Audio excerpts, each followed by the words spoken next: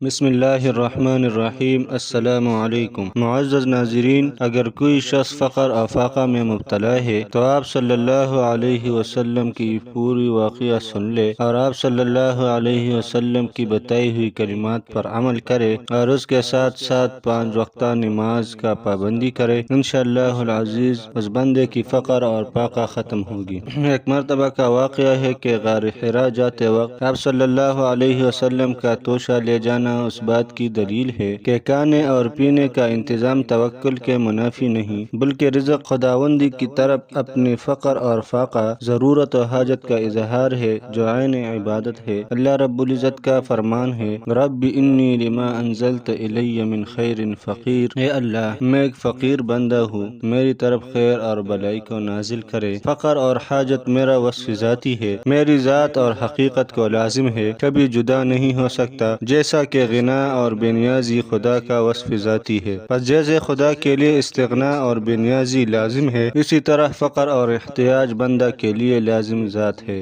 حضرت موسیٰ علیہ السلام کو جب مدین پہنچ کر بھوک لاحق ہوئی تو بارگاہ خداوندی میں اپنے فقر اور فاقہ کو اس طرح پیش کیا، رب انی لما انزلت الی من خیر فقیر، اے پروردگار جو خیر بھی نازل فرمائے میں اس کا محتاج ہوں۔ رزق خداوندی کی طرف اپنے فقر اور احتیاج کو ملحوظ رکھنا عین عبادت ہے اور حضرت انبیاء علیہ السلام کی سنت ہے، اور توشہ نہ لینے میں در پردہ ادعاء توکل ہے۔ چنانچہ بعض صالحین کا یہ معمول تھا کہ کئی روز کا صوم و وصال رکھتے، لیکن تکیہ کے نیچے ایک روٹی ضروری رکھی رہتی تھی۔ ایک دن کسی مرید نے شیخ کے تکیہ کے نیچے سے اس روٹی کو اٹھا لیا، شیخ کی جب نظر پڑی تو دیکھا روٹی ندارد ہے۔ متوسلین پر بہت ناراض ہوئے اور سخت و سست کہا۔ مریدوں نے عرض کیا کہ حضرت کو اس کی کیا ضرورت ہے؟ شیخ نے فرمایا، تم یہ سمجھتے ہو کہ میں کئی روز صوم و وصال رکھنے پر قادر ہوں، اس لیے روٹی رکھنے کی کوئی ضرورت نہیں۔ تمہارا یہ خیال غلط ہے، میں اپنی قوت کے بھروسے پر روزہ نہیں رکھتا، بلکہ محض خداوند ذوالجلال کے فضل و کرم کے بھروسے پر رکھتا ہوں، اور ہر وقت اپنے ضعف اور ناتوانائی سے ڈرتا رہتا ہوں۔ نہ معلوم کس وقت مجھ سے یہ توفیق اور تائید روحانی روک لی جائے اور بشریت اور جسمانیت کی طرف لوٹا دیا جائے اور اس رازق ذوالقوت المتین کی سوکھی ہوئی روٹی کا محتاج ہو جاؤ۔ بندہ اپنی ذات سے ایک لمحہ کے لیے بھی رزق خداوندی سے مستغنی نہیں ہو سکتا۔ نفس کے اطمینان کے لیے روٹی ہر وقت پاس رکھتا ہوں تاکہ نفس کو کسی قسم کا اضطراف لاحق نہ ہو۔ سالک کو بجائے نفس کے رزق پر فقط رزق ہونے کی حیثیت سے نہیں، بلکہ رزق خداوندی ہونے کی حیثیت سے اعتماد اور بھروسہ کرنا بہتر ہے۔ غار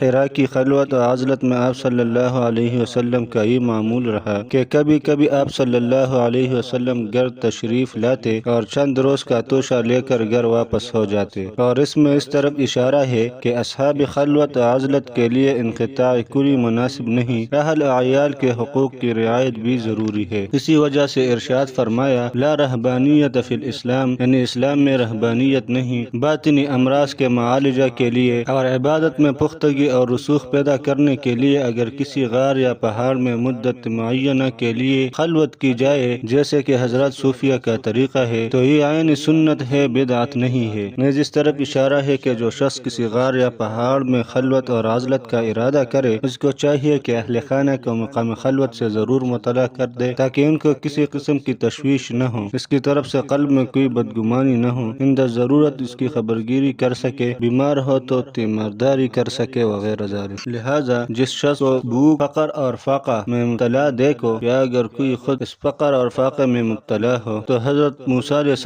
السلام کی بارگاہ خداوندی میں اپنے فقر اور فاقہ کو جس طرح پیش کیا ہے، آپ لوگ بھی اپنے فقر اور فاقہ کو اللہ رب العزت کی بارگاہ میں ان الفاظ کے ساتھ پیش کرے، رب انی لما انزلت الی من خیر فقیر، رب انی لما انزلت الی من خیر فقیر۔ ترجمہ، اے پروردگار جو خیر بھی نازل فرمائے میں اس کا محتاج۔ تمام لوگ